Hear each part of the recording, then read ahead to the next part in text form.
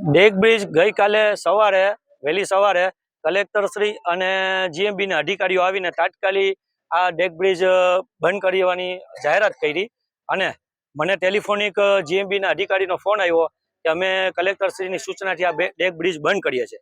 એટલે મેં ત્યારે તરત જ એને કીધું કે તમે આ કરો છો, અમને કોઈ સૂચના આપી છે, કોઈ જાહેરનામું અમને આપ્યું છે?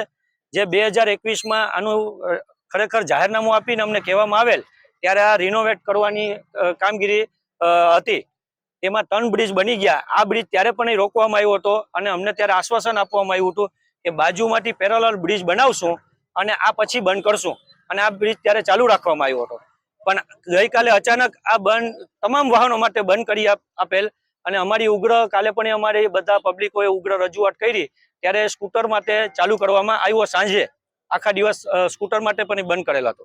આ પુલ બંધ કરવાથી માછીમારોનો જે સુભાષનગર સાઈડ તમે ખ્યાલ છે કે જે લેન્ડિંગ પોઈન્ટ છે એ સુભાષનગર છે, ત્યાંથી અમારો તમામ માલ લઈ અને અમારા લકડી બંદર જે ફ્રેશ ફિશની વખારો છે ત્યાં નાખવાનો થતો હોય છે। તો આ માટે અમારે સિટીમાં થઈને આવવું પડશે, એટલે 5 થી 7 કિલોમીટરનો એક તો વાહન વ્યવહારનો અમારો ખર્ચો વધશે, એટલે રિક્ષાવાળાને જે અમારા એના ભાડા વધશે,